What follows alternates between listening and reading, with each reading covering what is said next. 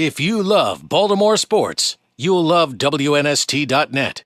I'm going to put you on the spot. You don't have to tell the Paul Coffey story if you don't want to. Yeah. But you've told me that story before, and I can't tell you how many times I've used that to talk about when you're in the NHL or you're at the top of your game, the individual goals and the amount of money you make is directly correlated not necessarily to team success, but to individual success. Yeah. And I think we can all see that in baseball, and we can see that with wide receivers in the NFL, that they're paid on how many catches they get, yet it takes 10 other things to go right in order for them to get their stats. Hockey can be a little bit more individual, I think, but if you're a goalie, you need the defense. If you're a forward, you need the puck.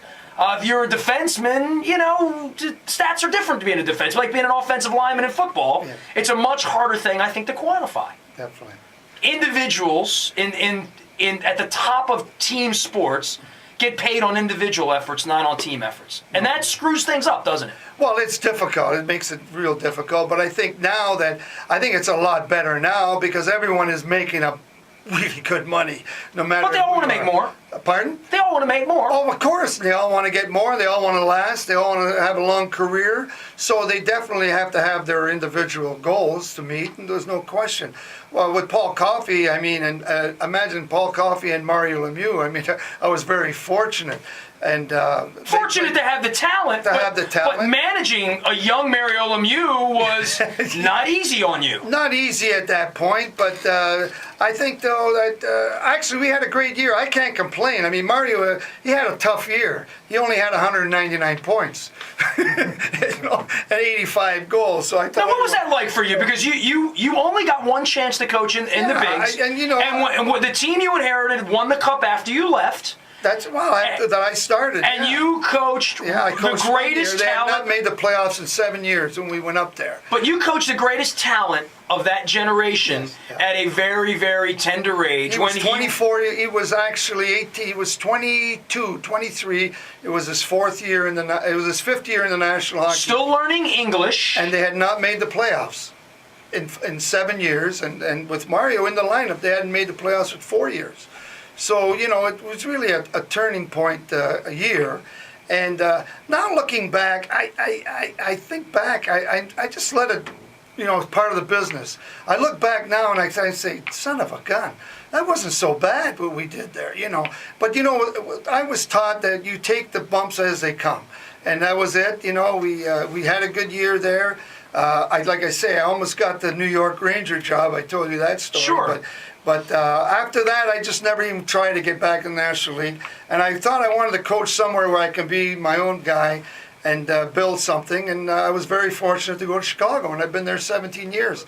I've only worked for about 3 or 4 clubs in my whole career, and I'm going to be 7 decades in hockey. But I've only worked for about 4 people. In the case of Mario and a younger guy who's grown, now he's an owner. Now, he had the bankruptcy stuff. He had we're going to move the team to Kansas City. He's become iconic in Pittsburgh. Yes. It must have been an interesting thing for you to see this kid who was given the road to gold. He hadn't won anything when you were there. No. Now that he is a fully actualized 40-something-year-old man. It's wonderful. I mean, for me, we met again, like I say, about a month ago at a golf outing, and they brought us in, and the first thing I said to him, I said, "Hi, Dad."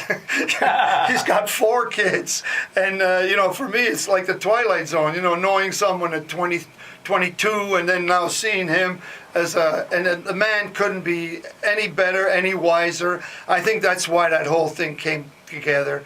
The man is he's a pretty sophisticated guy. He was always intelligent, always he was a quiet guy when I coached him. But boy, did he know hockey. I can remember saying to him, I said, my God, I said, Mario, he does all the fundamentals to a T. Like he looked off people and made the pass, you know what I mean?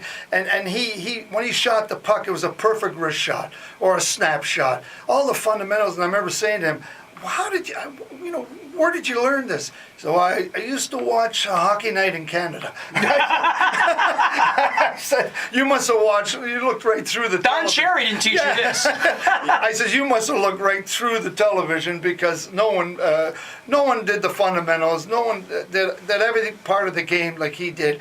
and knowing the game. Very wise person, and he's matured. And look what's happened for Pittsburgh. If you love Baltimore sports, you'll love WNST.net.